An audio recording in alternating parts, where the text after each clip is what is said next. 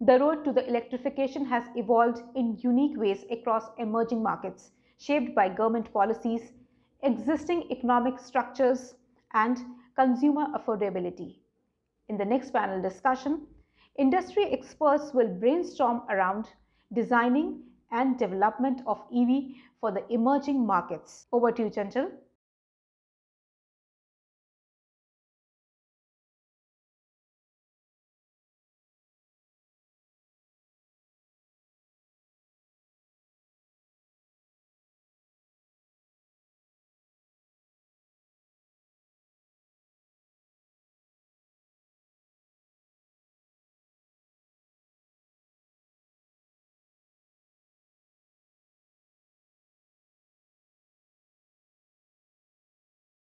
Welcome to ET Auto Electric Vehicle Conclave.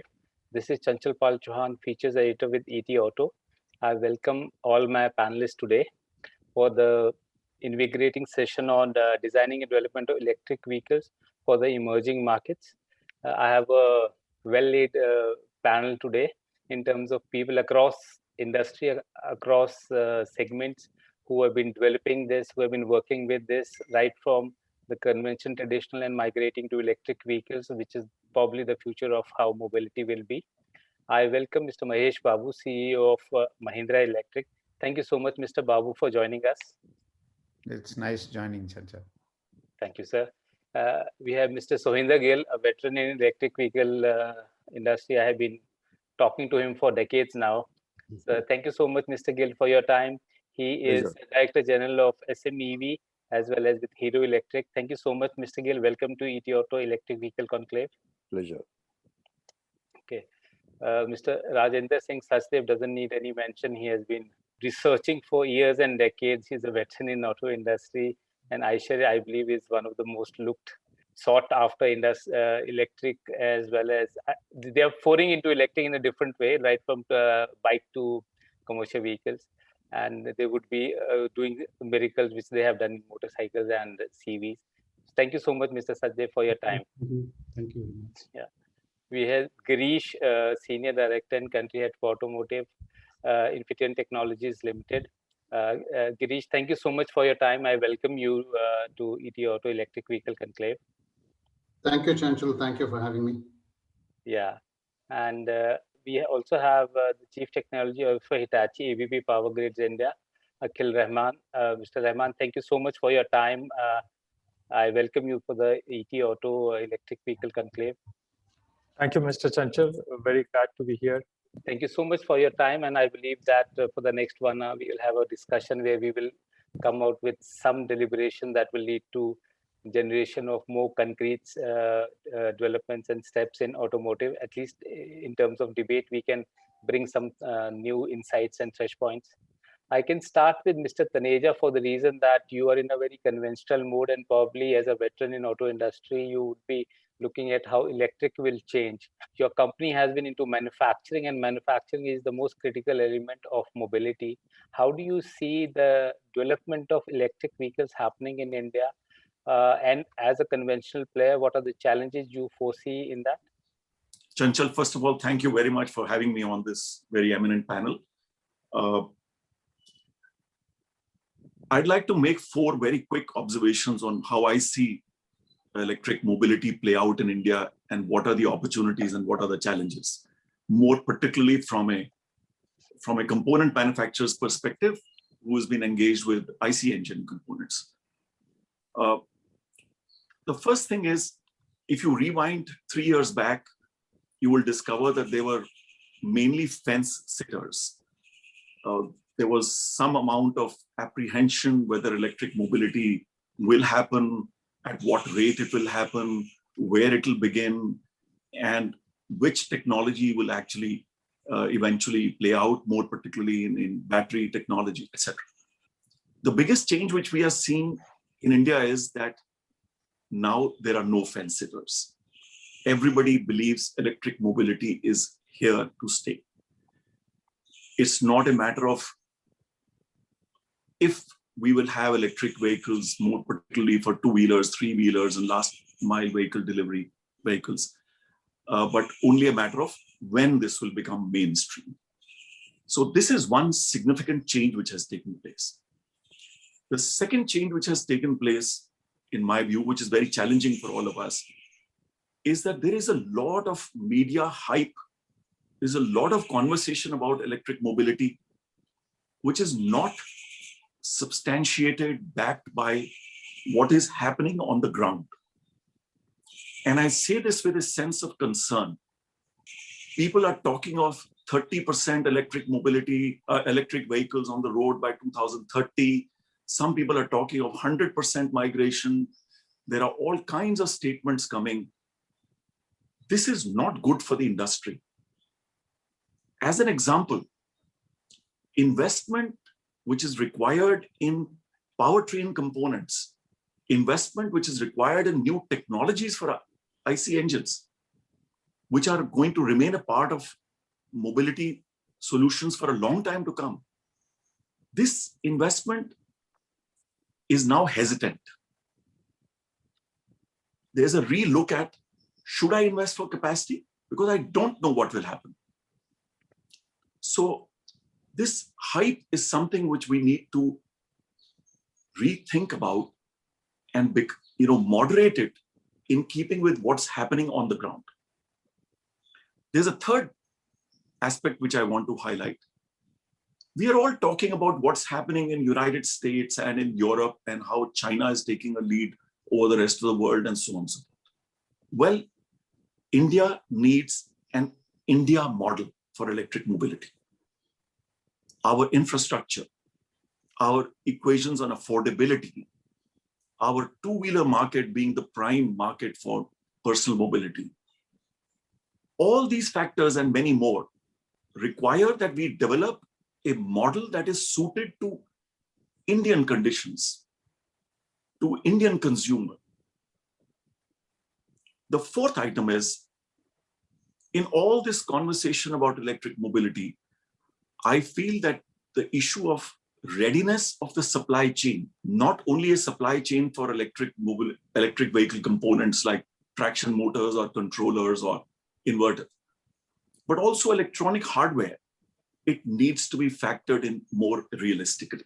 So very briefly, I believe electric mobility is the right way forward for a country like India if we have to deal with CO2 emissions. It's a great opportunity for India, but we need an India-specific business model. Thank you. Thank you, Mr. Taneja. Mr. Mahesh Babu, just wanted to understand, because we get a perspective in terms of supply chain restrictions and capabilities of India, the challenges. But as the most experienced player, one of the largest OEMs, especially for electric segment, what do you see is happening? It's almost like 11, 12 years that Mahindra went into electric and bought Reva. The acquisition has been fairly successful. You have done wonders for the commercial vehicle segment. In the passenger vehicle segments, there are still limitations. How do you see that happening in terms of migration for a market like India? See, like my colleagues have talked, I think India is a very unique market. I would now put 2 or 3 perspectives to look at auto industry, what's happening. I think auto industry is also getting disrupted like any other industry.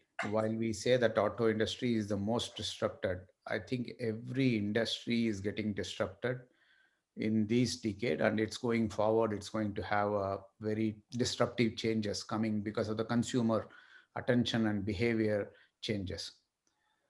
Now we are talking about EV adoption in mobility. So when we look at EV adoption in mobility, I think we'll have to look at what's happening in energy. If you look at energy sector, they are going through the same disruption like solar, wind, everything like what auto industry is going through. India is in fact the head of Solar Alliance across the globe and leading this transition. Now, I'm sure like auto industry, they are having the same question. Do I put a large thermal power plant or do I put it in solar or wind? And I'm sure India has very clearly thought about that we are going to be like 450 gigawatts of power in solar by 2030. The direction is very clear. The things are going towards it. Now the dichotomy and dilemma between the industry experts on investment lies across the same in auto industry. Auto industry is a little bit more because it has a significant contribution to the GDP as well as the employment. Now, how quickly we can scale this and change this is the most important. So let's come to auto industry now. Auto industry, India is a very multi-modal transport. It's very unique market when compared to West or East. We are not going to adapt electric mobility by adapting cars. It's going to be two-wheelers, three-wheelers, shared transport, cars, buses, metros, and also personal transport. So when we talk about electric, we are not going to talk about electrifying cars. We are going to talk about multi-modal electrification. Two-wheelers and three-wheelers are almost 85% of the vehicles sold in the industry, and then we need to look at that very, very carefully. How do we do it?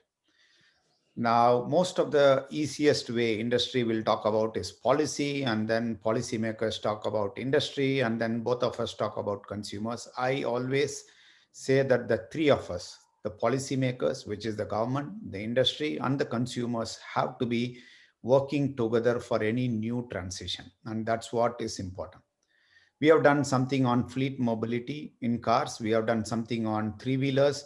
My colleagues will talk about what they are doing in two-wheelers. But I think what Indian government have done on adoption on electric mobility in terms of policy, whether it is FAME, whether it is green plate registration, fiscal and non-fiscal, followed by state governments, which have done tremendous work on both demand as well as on investment to technology, have clearly given an open page for industry to come and invest. So they have done their part for industry to do.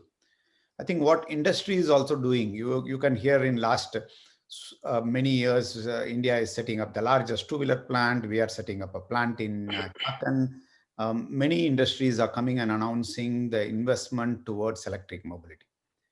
The third biggest part which we have not addressed is the education and the new ecosystem with customers, which I believe is the responsibility of both industry and the government.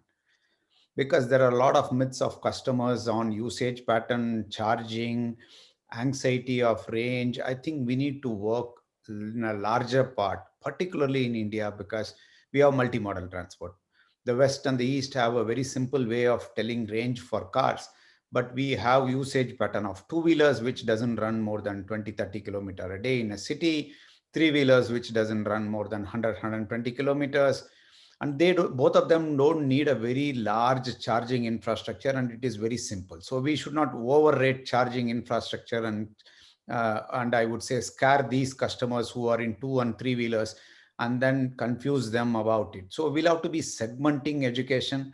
Two and three wheelers doesn't need big large infrastructure. It can be charged at home. It can be charged at simple 15 amps plug point across the country.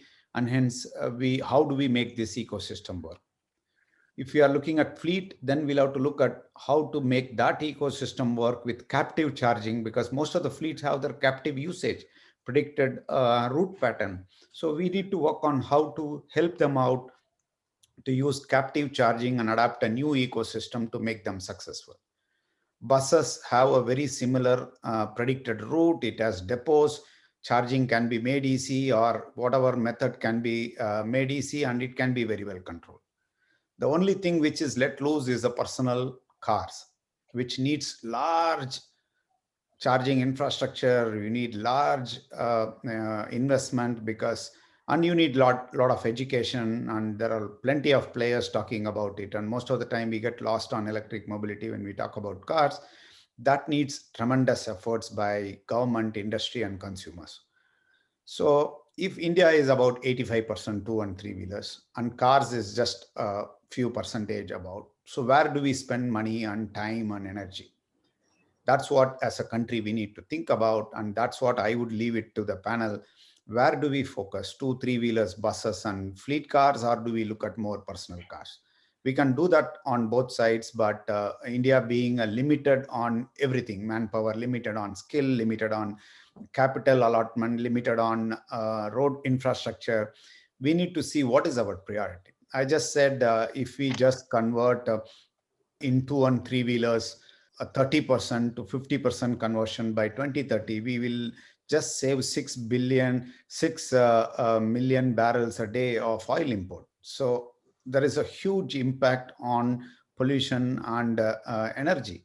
So I would leave that by saying the three legs of government, policy making, industry, and the consumers are in a different cycle in two and three wheelers, whereas in a different cycle in personal cars. But both, all of them need to get converted, no doubt about it. And the question is, who has to do what in this, or the one which we need to reflect. Mr. Sachdeva, I want to bring you in the sense that Babu, there is a very pertinent point in terms who will do what. Wanted to understand from a OE perspective in terms that you are into a very critical element, which is buses. And I don't want to say buses now, there are other players who are also coming in a big way, which would also be foreign brands. So where do you see Indian companies, OEs, whether they would be allocating the right resources in terms of bringing in competition for electric vehicle segment? We'll have buses. You would all, as a company, would also be looking at other segments. And Mr. Babu is perfectly right in terms that beyond cars, there are other modes, other segments which dominate. The volumes are much higher and which are much more prudent in terms of electric vehicle migration. You feel that the companies will embrace this challenge in terms of allocating resources and lead to development of electric vehicles, as Mr. Taneja said, basically the model for India? Where we stand today, if I look at that, there's a one side, there's a consumer, second side, there's a OEMs are there like us, and third is the government. The three stakeholder main, I see that thing. I see consumers are very excited. You see the last 15 days of excitement, Tesla news which is coming in the newspaper, and you see the excitement.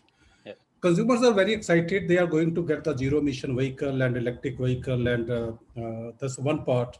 Second side, government, initially 3 years back, some statement was made 2030 onward, there'll be zero ICE vehicles and only EV will be there. And after that, they also taper down. And now they say that let the industry decide what they want to do. But primarily, I see that since I come from commercial vehicle, if I deeply look at that, what we have done so far, I see that operating economy and viability is a very, very big enabler for the commercial vehicle, unlike in the car segment, which Mahesh was talking about. There, of course, it's a lifestyle product and nobody is bothered about the daily earning and EMI you need to pay. But if you look at the buses and the trucks, probably the viability, the single most enabler. And if I see, today we talk about EVs, even under FAME 2 also only 1,000 buses are running across the country today, even after 2 years of FAME 2. And FAME 1 also around 435 buses are running today. But if you look at the tri-rickshaw in country, today 1 million tri-rickshaws are running in the country. Why? It's only the viability aspect. That you get the Chinese kit, 125,000 is the cost, and then you buy the electricity or the free electricity, and you see in Delhi, almost 500,000 EV tri-rickshaws are running. Look at in UP, some of the city, Punjab, you look at that thing, it has just proliferated. What is the question? People are not bothered on the cost of ownership. The initial cost and viability is a major enabler for that thing. And if I look at buses, if I look at China also the highest number of enabler, highest number of vehicle which has come to the EV side is the buses. They had around 15% of the buses which has converted to EV, and now subsidies have been tapered down. The things are going a different direction. But looking in India, if I say that thing, if we have to successful, initial cost of acquisition, which is today about 2.5 to 3 times than the diesel powered vehicle. And if you have to match the acquisition cost, that's the number one enabler. How we do that thing, I think we can discuss it further, what government need to do, what we would need to do. And second is the running cost. If we look at the total cost of ownership for the buses today, we see that in total cost of ownership also, over 7 years also, you are just matching the diesel vehicle operating cost. Even in the electric vehicle, over 7 years, total cost of ownership is just matching. That means you are not getting any advantage. And that's the reason that people are not going for that thing. Now, government also, they did try to do, initially they said that the subsidy will be given for the buses. And we found that FAME 1, it was the capex based subsidy was there. And FAME 2, it is now the OPEX based. And subsidy also has been reduced from earlier 10 million rupees to now 4.5 million rupees in FAME 2. So unless some stakeholder like government support the initial acquisition cost, give the assistance in terms of subsidy, probably buses will not be successful. Today also, we have got a lot of competition when there is tendering is happening. We have got the product, we have developed the product, products are available. But what we see is that you are not able to make the model a viable model because the overall total cost of ownership level or acquisition level or the running level, we find that there are still huge disadvantages are there. And today, one more challenge has come in. Earlier, the comparison was the like particularly like NCR, like CNG is also proliferating across the country. Today, Mr. Dhanandar Pradhan is talking about 10,000 CNG station will be deployed over next 5 years. That means comparison is not with the diesel anymore. In the NCR, people are comparing with CNG, where the operating cost is 30% lower than diesel. So CNG is also one of the contender for the EV, and somewhere the government agency today also talk about that thing, that instead of going from the diesel to the EV directly, one should have gone from EV to CNG and then to the EV. Probably that would have a more acceptable solution for the Indian industry. So And that's I'll just bring in Mr. Gill in the sense that the cost is a very major issue and challenge. Two-wheelers basically have an advantage of cost, which is more adaptable in India. But Mr. Gill, we have seen that the transition has not happened. Probably 10 years back, we were selling more two-wheelers. How's the industry going from low speed to high speed, from lead acid to maybe lithium ion and other formats? How do you see the challenge in terms of designing, developing two-wheelers, and more Indianization in terms of government incentive coming in FAME 2 and localization, PLI is there? How do you see this happening? Do we see some real growth on the ground level in the next 2 to 5 years? Thanks. My fellow panelists have really explicitly put the nuances of electric mobility where we are. I'll touch upon two-wheelers. See, in the last 2 years, there are clear 3 price segments and 3 performance segments are emerging. One is on the low speed, which is 25 kilometers per hour, no registration, no license, and they are mostly 50,000 or below that. The next price segment is 60 to 90, which is a city speed type of a medium speed, 40, 45 kilometers per hour, 50 kilometers per hour. And they are similarly priced to the Activas and so-called other vehicles of Jupiter and Pleasure scooters. And the third segment, which is interestingly coming up, is 1 lakh plus segment, which Eicher was dominating. Bajaj has entered, TVS has entered. Now Bhavesh, Ola is entering in a big way in that segment also. So perhaps from that point of view, the past was a little different from what is going to happen in the future, because past was all lead, all mostly low speed. Even now, 85% is low speed. But quickly, the landscape is changing towards offering a complete variety and a solution to the customer. Now it's a customer's pick.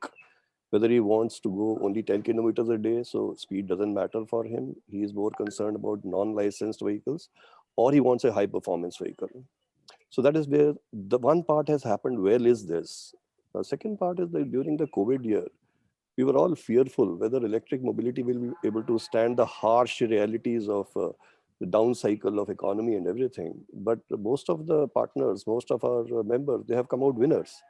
And our volumes are going to be equal to little higher than the previous year. Like current year volume may touch upon the same thing of 150,000 of last year. The next thing is that it's a very small volume. It is still going to take a lot of time to come up to any percentage worth the name, which is like we are at less than 1%.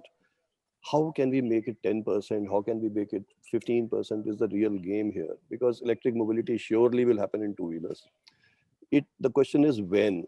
Will it happen in 5 years or 10 years? When we say 30% of it. To accelerate that, there are few steps that have to happen besides what has happened already. And few things that have brought in confidence is, like Ashok ji was saying, is a great media hype to the tune of even distrust. But yes, it has really helped.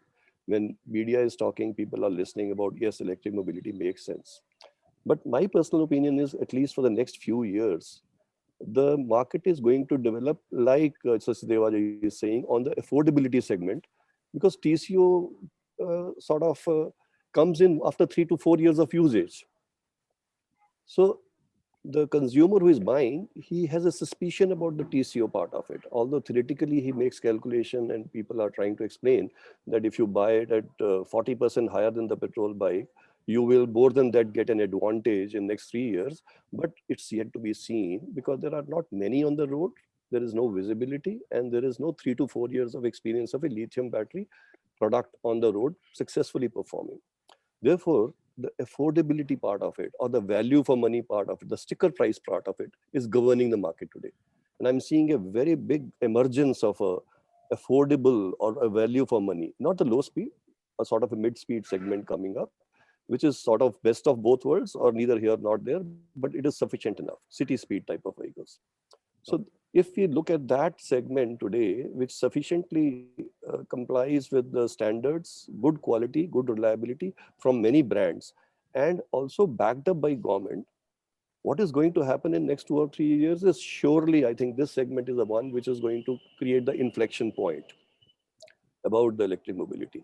Then there will be always vehicles of 1,50,000, which will give a lot of imagery, and there'll be vehicle of low speed, which will create a lot of solutions on the low end for the rural areas or semi-urban areas.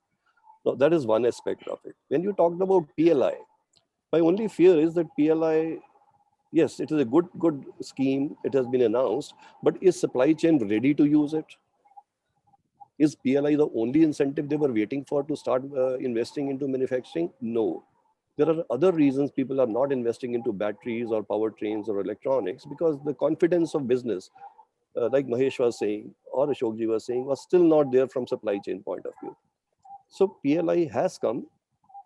It may add a dose towards the decision making, but it may not turn the table towards investment, except when there are other heavy doses, like in a battery cell. There are other things that are happening along with PLI also. Now here we have to see one thing that is being talked in the government is a little fearful. And if it happens, it may be a U-turn. The government perhaps is also juggling with the theory of we have too many incentives. On one side, there's a PLI. Second side is like GST. And third side is direct customer incentives. So perhaps there is some thought going on that, okay, if we have a great PLI scheme, why should we give front incentives to the customers? So that is where perhaps it will be again too premature, as FAME 2 also in some respects was too premature to put in many qualification criteria. And that's why FAME 2 has not been a success in two-wheelers case also. So similarly, I would only expect the policymakers to think that today the single objective, like everybody is saying, is policymakers, industry, and consumer. We create that 5 million, 10 million volume somehow on the road, with lots of things like customer direct incentives, with awareness, with the sort of financing, and also mandating businesses to convert to electric in two-wheelers. All these 4 or 5 things are done together. In 3 years' time, we may have 5 to 10 millions. Then these things can come in and pitch in. Then you can have import embargoes. You can have great schemes at the back end. Okay. Last point is Delhi is an example where things are happening very right. Now, Delhi is if you see, they change very fast. Like 2 months back, there was something else. Last week, they announced a new change to the policy, and they're in the tune with what is required by the customer or required for electric mobility. So I think Delhi will take a lead, and others have to follow. The states are also doing good job, but particularly for two-wheelers and three-wheelers, we have to see what Delhi is doing. They are doing everything right here. They are saying commercial two-wheelers to be stopped registering from 1st of May. So 5,500 commercial two-wheelers are getting registered in IC engines. They will become electric from 1st of May. That's a good volume, 60,000 in a year. Delhi is saying a lot of other things about three-wheelers also. So I hope we have to learn lessons. We have to get together our act. And I'm very optimistic from company point of view and SMEV point of view, that at least in some segments, we are almost there on the verge of an exponential growth. Girish, I just wanted to understand from you, because we are transgressing into a topic of market. We have to stick in terms of design and development, and you are the most relevant guy in terms of design development with the technological backup. How do you see India's capability in terms of developing product which could be embraced by customers? And do you see any kind of expedition in terms of leapfrogging India, where our technological prowess in terms of manufacturing, because India is world's largest two-wheeler market. Bus, we have fairly a very large volume. One point at time, we were the world's largest. So there's so many factors that go in favor.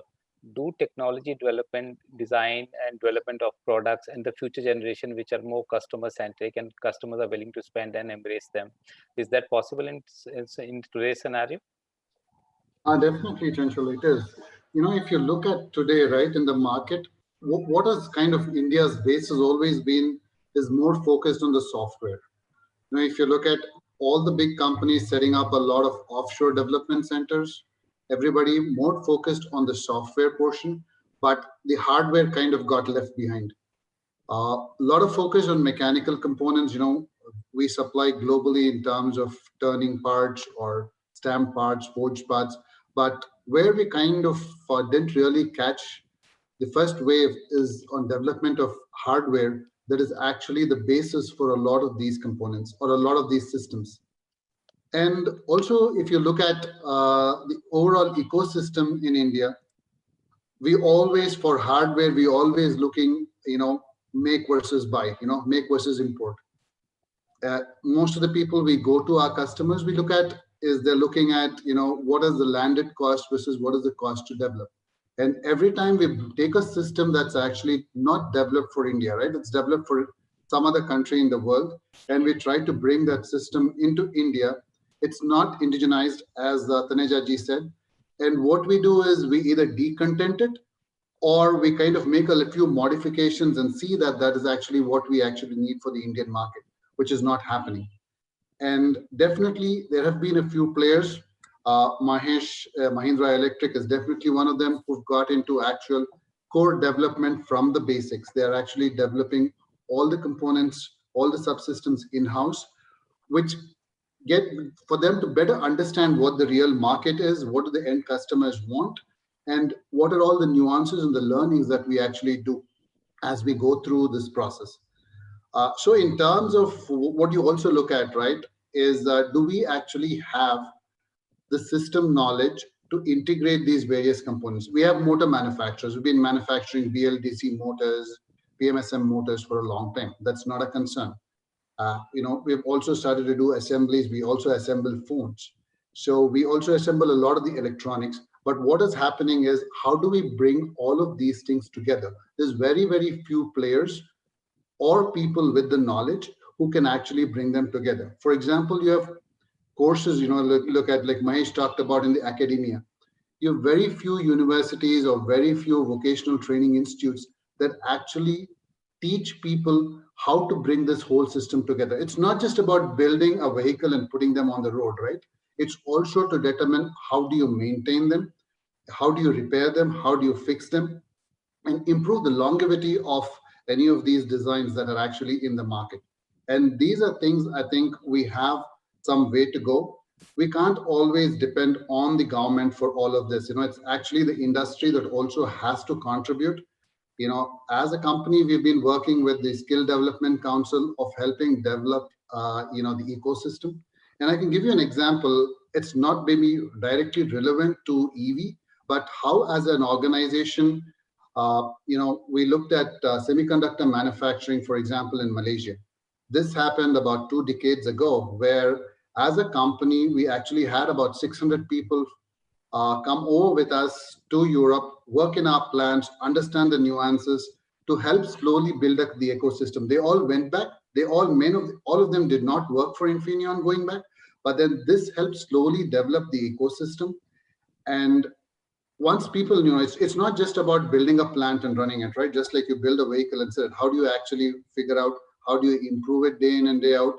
And how do you basically make it more efficient? And one of the challenges you also face is, if we have a breakdown, what do you do? I've seen with some of these inverters that we talked about, like used in the e-rickshaws, what do? You just go out to the aftermarket, bring a new one, replace it. That will not work in a car, or that will not work in a vehicle where you're actually paying a lot of money. So very importantly is that ecosystem development, the system knowledge that is really necessary. And a lot of the companies in India are now slowly transitioning over from mechanical based systems to incorporating electronics into it, because they realize that if they don't bring electronics into their products, it's going to be very hard for them to survive. For example, one simple product that we have been seeing, not directly EV, but for example, carburetor. The carburetor for BS4 had to go to an EFI system for BS6, but you had an intermediary solutions which a few OEMs have developed, an e-carburetor. basically putting electronics to control the flap of your mechanical carburetor. And this was a solution which is more relative to India for the segment, like we talked about, the 100cc, which is, the very price sensitive segment. And as Sohinder Gilji also mentioned, two-wheelers, three-wheelers are the segments which have the mass. And this is where we see, more indigenized solutions. We have the capabilities, when Indians are, controlling, like even US President Biden just said, Indians are the ones just controlling NASA. And if we have so many of them able to do it there, definitely we have the know-how, we have the brain power to do it. It's just bringing the whole thing together. And which I think is, rather than, focusing the dependency on the government, all of us players can actually come together and actually help build this ecosystem. And definitely the dream of 30% of all vehicles by 2030 can definitely be achieved, but it basically needs a more cohesive effort of all of us. Thank you. Thank you. Mr. Rahman, all the efforts in terms of product development might not lead to the conclusive benefits if the charging infrastructure, if the backup, if the energy solutions are not there. As an automotive journalist, I have been driving those electric vehicles, and there is a major challenge in terms of intracity, intercity electric vehicle movement, though at a very nascent stage. But gradually small things are happening, framing is turning in. I want to understand in terms of the energy solutions, what are the challenges in terms of development, and what benefits it will lead once we have an acceptable level of charging infrastructure? Okay, thank you, Chanchal. Very good question. Before I start getting into the energy sector in this, the energy aspect of it, I would say that this is one domain where you see diverse set of stakeholders. They have to be engaged. They have to be bringing in their technologies. We have to integrate them. Starting from electric grid operator, providing the energy, a charging infrastructure operator, then we have the transport operator, then we have the vehicle OEMs, powertrains, and battery provider. The battery technology is also changing rapidly. Then, of course, we have on the other end the consumers in terms of passengers and drivers. I think if we look at the technologies in each of these segments, we have, especially towards the electric mobility.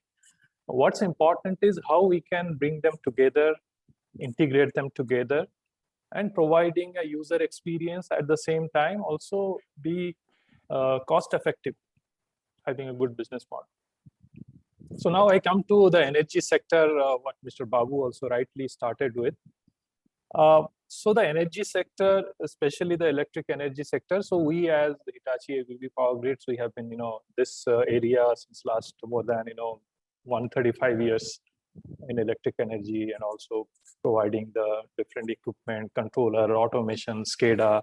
What we see in the energy sector here is that pre-pandemic, you can say that, we have been talking about fourth industrial revolution. As part of that, renewable, increasing the use of renewable in the grid. And second is also the distributed energy resources. How do we integrate them? And looking on the consumption side, we also saw this, the electric mobility as one which is also going to impact the energy system, the grid. Because this is one area which is sort of bringing in more dynamic nature of the load consumption. So here, as energy provider, and also what we see the technology is that the grid is able to provide the energy required for electric vehicle charging infrastructure. Because here it's not about just you hook it up to the grid, it will start working. The grid has to sustain these changes. And these changes are, when I talk about the time scale, it's in milliseconds. So you can't say that, okay, if I have thousands of vehicles or chargers coming up, and then suddenly, in a day, you have surge of vehicles getting hooked up to the charging station, and then somebody can predict and do it. So it's all dynamic. In millisecond, it happens. The grid has to sustain. Otherwise, it will go into a blackout kind of mode.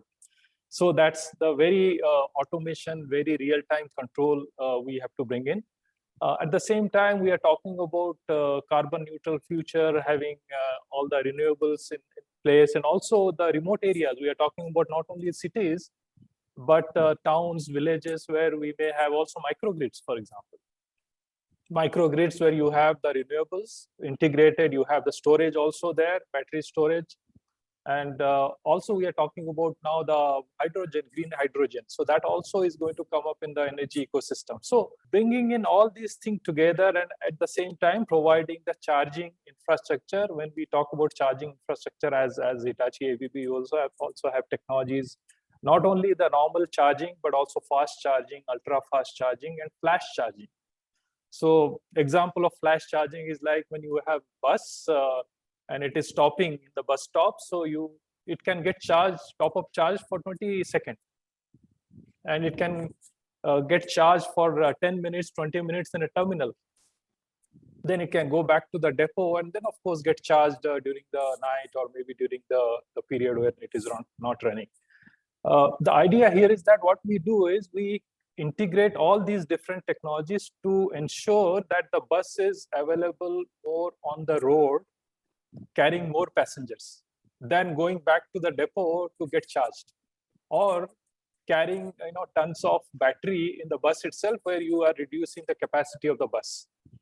I think this is something what we do, that we simulate the condition, both the mobility point of view as well as electric grid point of view, that how we combine the depot charging, the terminal charging, the flash charging, 20-second charging, and ensure that the efficiency, the cost effectiveness of the bus carrying more passenger is there. And here another aspect is also the energy cost. We are talking about the renewable energy, although the cost economics can be justifiable here. But also the business model. I think Mr. Taneja also talked about how the capex and also the budget cost, how it is going to be viable. So here, what we are seeing also that the business model will change from capex to opex for everybody. That we don't have to put upfront the capex to really make the charging infrastructure available. So maybe it's on OPEX side, somebody will invest and then it is sort of operationalized in terms of cost, and it can be linked to the energy cost and also the cost of running the transport. So here, if you see combining all these technologies together and also having a system, real-time system where you can have the forecasting based on the AI ML algorithms, you can have also the real-time control of the grid. You can also have the user experience available where they know where to go for the charging, where it is available, whether it's a fast charging, ultra fast charging, or maybe it's a depot, kind of normal charging. So the entire ecosystem, as I said, it's a diverse kind of technologies there, and I think each one of us, we have the technology. I mean, talking about our segment, we have the electric grid control, real-time control, bringing in the renewable energy, controlling them in real time, and also having the fast charger, flash chargers there, and microgrids technology. And also on the OEM side, I think there are technologies where they are having the electric vehicles, whether it's a bus or a car or two-wheeler, three-wheeler. And what we need is actually at the same time, policy maker, the government is also willing to really invest in this, motivate all the stakeholders. What we need is a collaboration among all the stakeholders to integrate all these technologies and make it viable with the business model. Okay, that's what it's. Thank you so much. Mr. Babu, need to understand that there are very pertinent points being raised, but at the end, in a nutshell, it remains that what kind of products will come that will lead to a business model where electric segment grows. As one of the oldest players in terms of allocating resources, now you have more focus, you have bring in separate verticals. As automotive journalists, we might have missed in terms of having the glamorous part of passenger vehicles not doing so great, but it could also be other segments which are doing well. Three-wheelers have done well, two-wheelers are coming up. How do you see electric vehicle going ahead? Will India lead to a new kind of a model which maybe as an emerging market other places have not seen? How do you see your experience, your synergies of such a long as a successful OEM going ahead for a market like India? Achal, that's a very profound question, and I would like to share Mahindra's experience in this. Yes, I entirely agree with my colleagues. The customer is going to buy something which is valuable, and he or she is not going to buy at mass adoption just because it's environmental friendly. So it's not going to happen that if we think that just because of environment, people are going to come and buy electric vehicle, it's not going to be the reality. It has to make value. Now, how the value will come in different segments again. They were talking about proof of the pudding is seeing people, seeing the vehicle on the road. Let's say there are a lot of myths that the lithium ion batteries, will it go like what's happening in your mobile phone 1 or 2 years later, will it go? I can only share that our 2013 E2Os, which are still 100 vehicles made in the first month, is still running without a full battery change. And some of the vehicles have covered, I would say more than 150 vehicles have covered 150,000 kilometers. In fact, two vehicles have covered 250,000 kilometers. And about 10, 15 vehicles have covered 200,000 kilometers with lithium ion, and they are now 8 years old and their life is still there. Customers are using it and there is no resale of it. People love it. And people who have got converted to electric never go back to IC engines. So that's the good part of the life of the battery.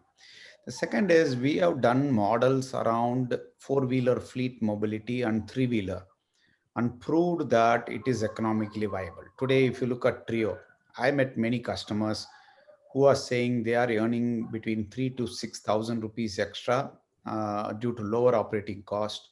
And many women drivers have embraced electric mobility because it's now three-wheeler is drive by wire. It's not no more a male dominated. It's fatigue-free driving. So it changed the complete socio-economic change. For example, I met a woman who are working in garment industry, moved and bought Trio, now driving Trio. She is independent. She is charging at home. She's saying she's earning 3 to 5,000 a month extra, which helps us to educate our second child. I think any technology in India needs to transform the lives of the people in that society. I think this makes a profound business case where customers are earning. It makes a social impact, and India needs such kind of stories as well, apart from supercars, which is good to drive. So three-wheeler, I believe, is a very clear example of a business case in the current scenario with the current FAME subsidy, with the current battery prices. Going forward, it's going to only improve. Now, who takes that improved money, whether government wants to take it in tax or industry wants to take it in profit or pass on to customers, I think that will be decided based on how the market goes and how the competition goes and so on and so forth. I think that is a fair deal. The second one is fleet. While the pandemic came and actually taken away the fleet operations, whether it is employee transport or shared mobility, it's not going to go away. India, if we have to provide mobility for 1 billion people, it's not going to be based on individual cars or even individual two-wheelers. It's not going to happen. People have to get into shared mobility at any cost. Just before pandemic, Morgan Stanley was predicting about 50% of all the rides by 2040 taken by Indians has to be shared. So as industry, our challenge is how to become sustainable and how to become economically viable. So as my colleague Sachdeva said, it's not going to happen economic viability of electric buses very soon. It's going to be taking a very long time. Now, do we as a country take only economic viability and put it in the system? It's not going to happen because some segment will have economic viability like three-wheelers, like four-wheeler fleets. Buses are not going to go to economic viability at all because there I would say national interest should take over the economic viability and government has to intervene and say, gentlemen, you know what? It's going to create a huge impact on mobility in India. And hence we are going to take this as a movement, not based on economics. So we'll have to look at how to develop this because if you are not doing it, somebody is going to do it. You are seeing what's happening, a mass transition to mobility of buses in China. Europe has now started already this transition. UK is getting into a lot of things. So you cannot be left behind in auto industry once again. I would say that in last 100 years, Indian auto industry has been, particularly in cars and buses, have been lagging the West, bringing in technologies which has been deployed there. I think EV is an opportunity for that to reset. And if we do it properly as a government, as an industry, as a consumer and academia, I think there is a chance to do. And hence, I would say some segments are economically important. Some segment like two-wheeler are 80% of the sale of the country, and hence they need attention. It may not be due to economic viability, but maybe due to intervention by policy and regulation, plus economic, plus consumer awareness and many more. So I would say each segment will have a different approach, and government should be flexible and industry should be flexible to adapt these segments rather than just saying only economic. Mr. Gill, even if the industry remains flexible, do we need price parity with ICE engines in terms of EVs getting at par and grabbing consumer attention? What improvements or improvisation in terms of development of these future vehicles could be that they become an attractive proposition to the huge volume of ICE engines? It's very difficult at present to create a price parity, mainly because the price of batteries constitutes 40 to 60% of the cost of the vehicle. The only thing that some people are attempting, like Ola is attempting, is a great volume being sort of projected and promised to the vendor base. So that's a business risk some people are taking. And vendors are also perhaps taking that business risk, that whether volumes will bring down the scale and scale will create a demand. But if it doesn't create a demand, then everything falls flat. But on today's scale or today's volume, it is impossible to have a price parity between IC vehicles. And that's why this intervention of government policies by either subsidies or mandating or regulations is a must to, even if not price parity, at least create an equation where electric mobility takes off in a bigger way. Mahesh said it very clearly, visibility, and proof of the pudding. 6-7 years back, 100 E2Os are still running, and those customers are really the sales guys now telling 10 others that, okay, electric vehicle, I have saved so much, I have enjoyed so much. Instead of 100, if there were maybe 1 lakh cars that time, we would have seen inflection points in car already coming there. Same is a two-wheeler here. We have hardly 600,000 two-wheelers across the road for the last 10 years. They have been lost somewhere. It's not seen.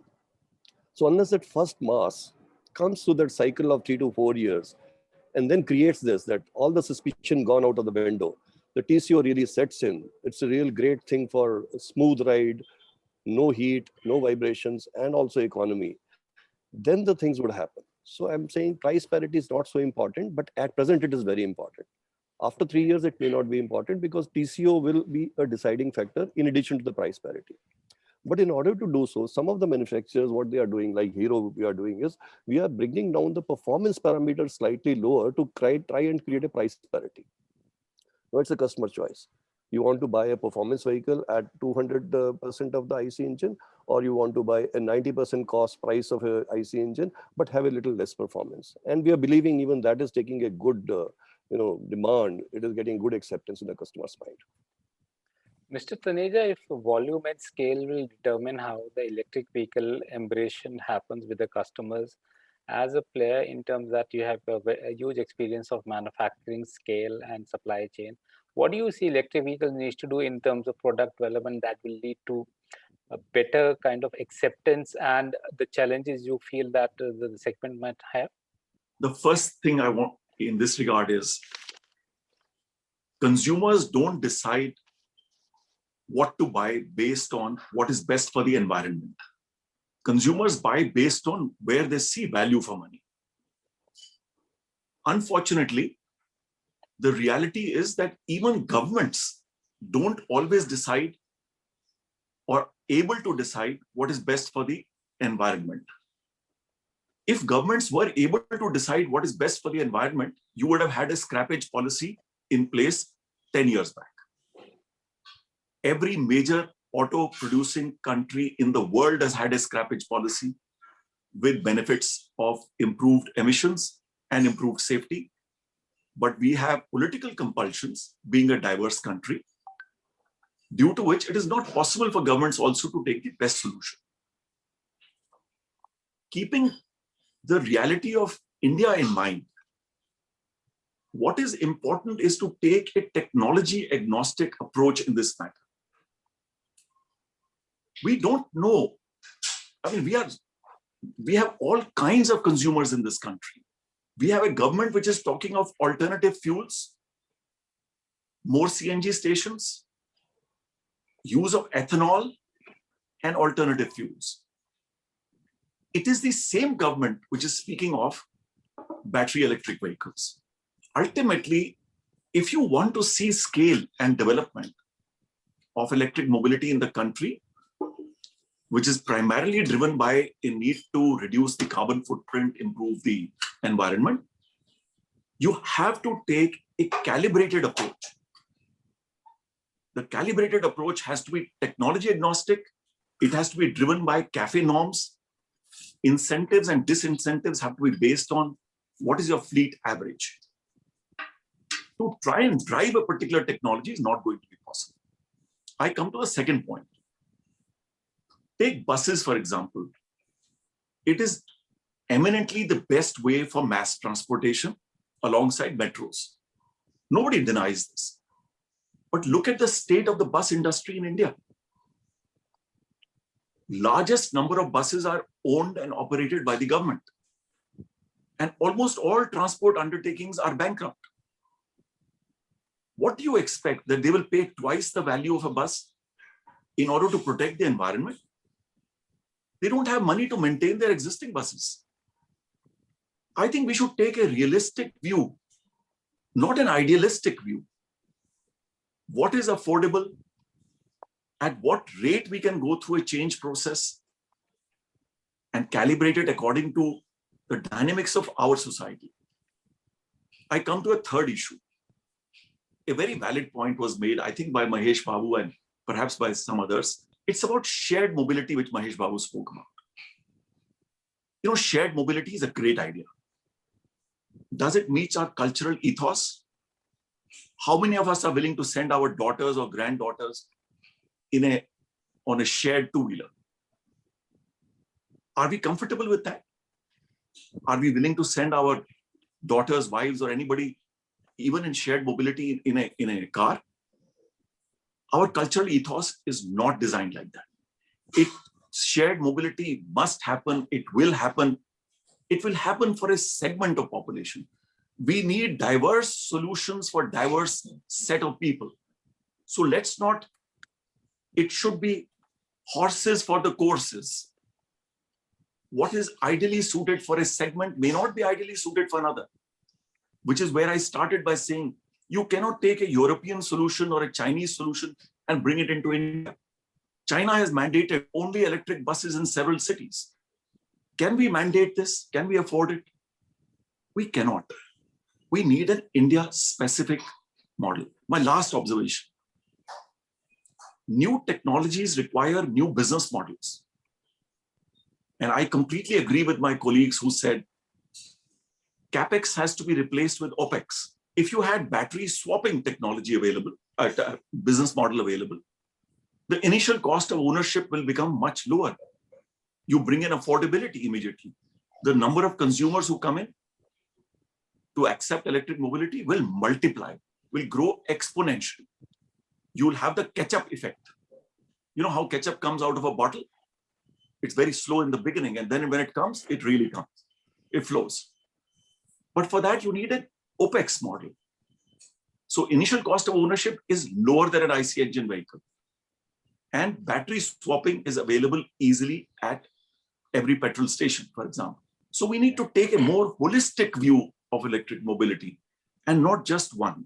It is not technology alone. It is affordability.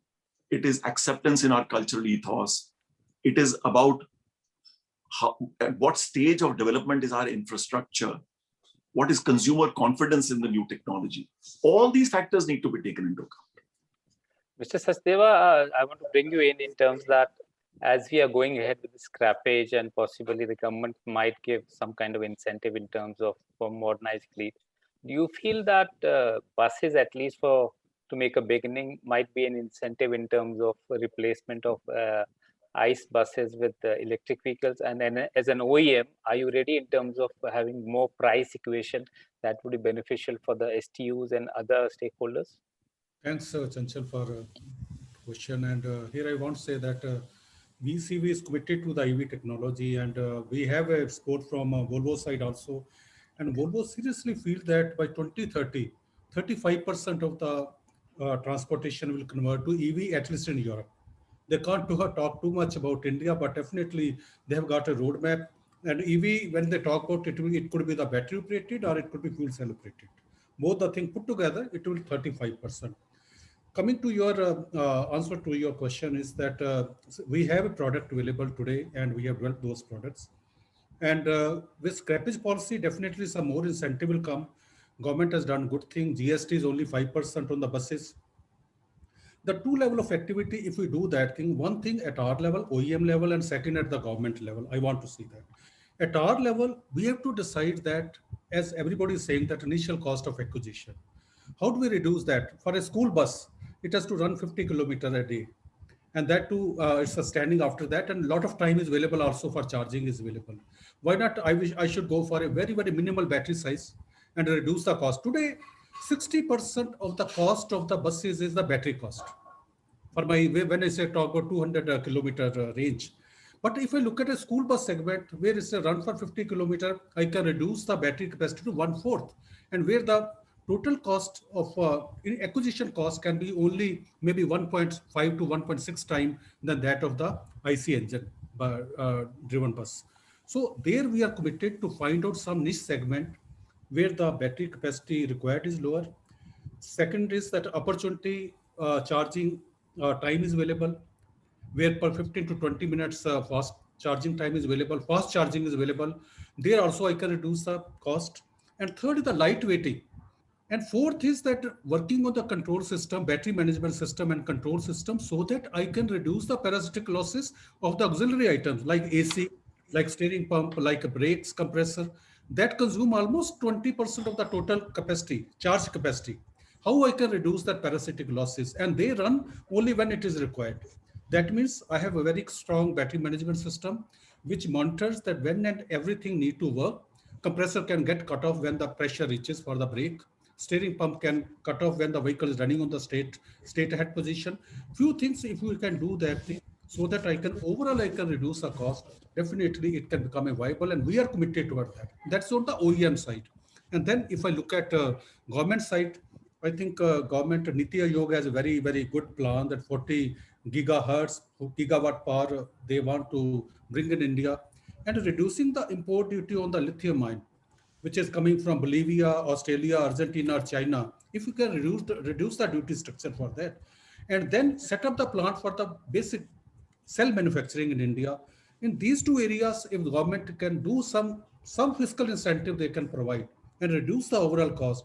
Today, we are at $200 per kilowatt hour is the battery cost today, which can come down to maybe $120 in 2025. And with that, definitely we can come very close to the viability model. And definitely we are committed. And scrappage policy will be the icing on the cake. So that's what I see a very, very positive thing. And I'm saying that EV is going to stay.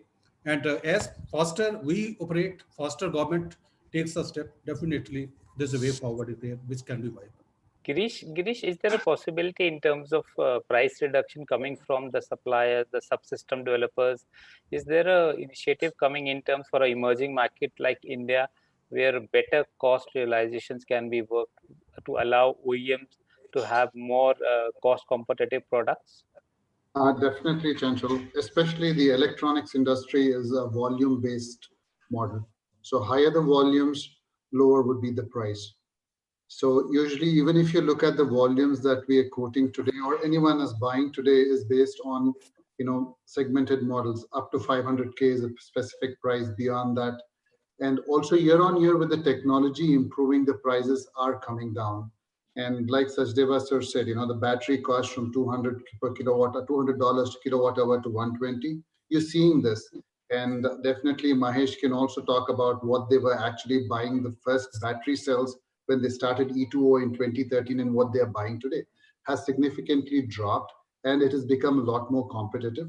Same thing with the electronics, as well as when we learn newer ways of modeling these systems for India, you can remove a lot of redundancies that are actually built into these systems. These were built for different applications. For example, We talked about Mr. Gill talking about the system where you have high performance bike.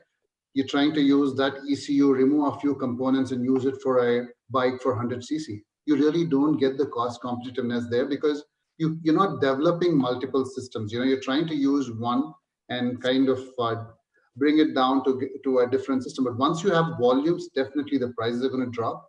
And yes, as you said, the end consumer is not just going to pay more. Everybody is green in their mind, but not want to spend the green in their pockets. So that's definitely something that we have to keep in mind. But yeah, the costs are going to drop. And yes, are you going to see a price parity 1-to-1 between an electric vehicle and an IC engine? No. But then the benefits that you would get from it, and also certain segments that would actually be more willing or adaptable to this segment is where you would see it go. Yes, volumes go up, prices will drop and be more competitive. Mr. Rahman, I need your quick response in terms that we have seen massive electrification happening in railways, but it's more dedicated corridors and it's almost distance segment. There has been a fairly successful model, but at least all the panelists are saying that buses are one segment where it's more likelihood that electrification and possibly the charging might happen. As a player in terms of energy solutions, can you give a take in terms that how do you see that happening in India, especially in a market where there's certain limitations of products and it has not taken in a big way till now, but possibly if we have that energy range anxiety solved, because as an automotive journalist, I've had many a times. How do you see the solutions coming for emerging markets? Before I get into that topic, there was a very interesting point which Mr. Sachdeva raised. I think maybe can I take that? Yeah, please. So Mr. Sachdeva talked about, let's say the school bus, which is running only for 50 kilometers a day. And can we justify the electric vehicle, concept in that? So I'll bring in another concept here, which we normally take in energy, that we have a term called prosumers. It's about users who are not only consuming, they are also providing, they are also producing energy. Okay, so this is the term we have come up with. So think about this school bus, which is electric bus, and it gets charged in the depot and all the terminal, and then it runs and comes back and it gets again charged, and then the depot, let's say, have a solar PV.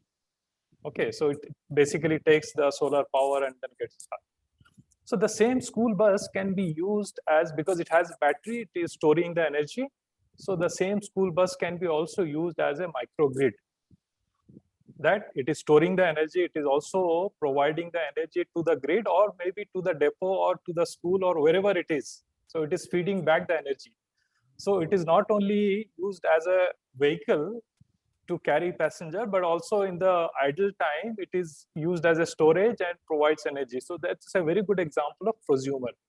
I think if you look at the economics of this, definitely you can justify how a school bus, even if it runs for 50 kilometers, it can be having this business model of prosumer providing energy, storing and providing energy to the system. And in this, actually, it needs a very sophisticated control of the energy, how you store, how you provide the energy to the grid.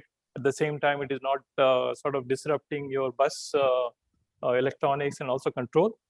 We have technology, we have the microgrid controller, which actually can manage this in a real-time situation. So that's what I just wanted to say. I mean, there were a lot of concepts like this. Even the cars also can be used the same way. Okay. Like we say, the solar rooftop in the houses, they are the prosumers. They can consume electricity when they are on vacation. They can, the solar rooftop can supply the energy to the neighborhood or maybe to the grid. Same way. So then coming back to your topic of railway electrification, I think that's a good example of how it has gone accelerated, scalable. Now almost we are reaching to the stage of full electrification. And also here we are also talking about battery operated trains, for example, wherever you don't have the tracks in the railway lines with the electrification, you can also have the battery operated trains, which can be charged in the depot terminal or maybe in the flash mode. And what I see is here, I mean, coming back to many of the speakers talked about, how it is going to be economically viable. I think there are two elements here. One is the economics. The other one is also the strategy. Strategy about carbon neutral. Of course, here the common denominator is that we have to provide the user experience, that the user is not deprived of charging. I mean, they should not run out of charge when they need it. So whether it's a swappable battery or whether it's a flash charging, whether it is charging at home or maybe charging in the parking or coffee shop, I think that, and then we have a different type of technologies available, whether it's a swappable technology, flash charging, ultra fast. So these are there in the technologies there to integrate them. But also, I think it's about the carbon neutral future. Many of the countries, they are announcing that by 2030, 2050, they will be carbon neutral. Yeah. And I'll come back to the point even Mr. Mahesh Babu raised, that in the industry, the fleet, during the pandemic, they were not running, I think, the fleet, because of this carbon neutral announcement by many of the industries. Also, obviously, it will also address their value chain, their, the fleet which is carrying their employees. They also have to be electrified. I think two elements, economics as well as strategy, both will definitely drive this electric mobility further. And then I would say that technologies are there. Mr. Babu, wanted to understand, sir, do you feel that India would be a more market that will have halo products for high performance that will eventually lead to aspiration, or it will be more mass market adoption in terms of product that is going into bigger segments, two-wheelers, three-wheelers, cargo, light commercial vehicles, that will lead to ultimate the acceptance of electric vehicle in India? I think, Chachal, the market will be there for both. Okay. But the question is, what is more important as a country, and what is critical for the country's economic, what I would say, economic benefits, import benefits, and things like that. I think the most important part as a country we need to look at is how do we electrify or come out of the import of oil and be self-reliant in areas which are economically viable. That is three-wheelers, fleets, goods movement, last mile, first mile, mid mile, where it makes economic sense. These are automatically adaptable, and hence how do we enhance them by interventions and make them more faster adoption. The second two sectors which we talked about is two-wheelers and the mass buses. They need specific intervention by government, support, economic, non-economic, and things like that. The reality is, I think I hear a lot of questions. Is it hydrogen? Is it CNG against EV? I think I want to make it very clear there is nothing against EV. Nothing can stand against EV when it comes to efficiency, and it can't stand by itself. There's every scientist and every technology. The question is how other methods like EV, CNG, ethanol, methanol, alternate fuels, they are going to take over diesel and gasoline. That is the reality. The fight or the ultimate goal is to reduce oil import, reduce pollution as much as possible, and use local energy, which is generated here. It is electricity. CNG is abundantly available, and that looks like that. So we will have to look at country, industry, and individuals, that sequence. If you look at that, then it's very clear. We'll have to look at mass adoption in India in three-wheelers, two-wheelers, and buses, and fleet transport. It is most welcome if somebody who is, instead of buying a supercar in gasoline, buying a supercar in electric. Mahindra is building a 1 million euro electric car, Battista, in Europe, 100 numbers, and they are very selectively sold. So we participate. We are in the Formula E, learning a lot of things in racing. So it's not that something is flamboyant, is only racing and a supercar. I think it's important to transform the lives of the people of the country like three-wheelers. We need to play on all the three as a country to make sure that that we learn. Many of them think that the journey is over. I would say it's in the beginning of the beginning. The reality is going to be very sustainable way of mobility. Everybody agrees. Nobody knows how it is. One of the serious contender today is EV. You like it, you don't like it. That's the reality. So that's going to bite you as soon as possible. That's all I can say. Thank you so much, Mr. Babu. On that note, I would like to finish this. We have already run out of time, rather overstressed ourselves. My extreme apologies. I could not accommodate any more questions. But I thank all the panelists, Mr. Babu, Mr. Gill, Mr. Sachdeva, Mr. Ashok Taneja, Girish, and Mr. Rahman. Thank you so much for your time. I just hope that electric vehicles play the role and they envisage the mobility that they are required and the cargo for a country like India. Thank you so much, gentlemen, for your time, and wish you great year ahead. Hope the new fiscal brings a new end of freshness to end this pandemic, and we have better and more safer lives. Thank you so much. Thank you. Thank you. Thank you.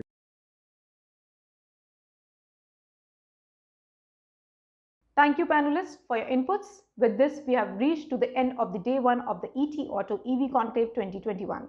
On behalf of the ET Auto team, I would like to thank all the speakers for the valuable time and the knowledge they have shared with our audience. My special thanks to our participants for joining this event. Finally, my heartfelt thanks to all the partners for helping us in converting this event into a big success. Powered by partners Varroc Excellence and Tata Power, in association with partner Tata Communications, state partner MIDC, associate partners Hexagon, Infineon, Altair, NBC, and ANSYS, supporting partners Hitachi ABB, Padmini VNA, and Enritsu, event tech partner VConfix, and this is an initiative by etauto.com. Thank you, and see you all tomorrow for the day 2 of the ET Auto EV Conclave 2021. Stay safe.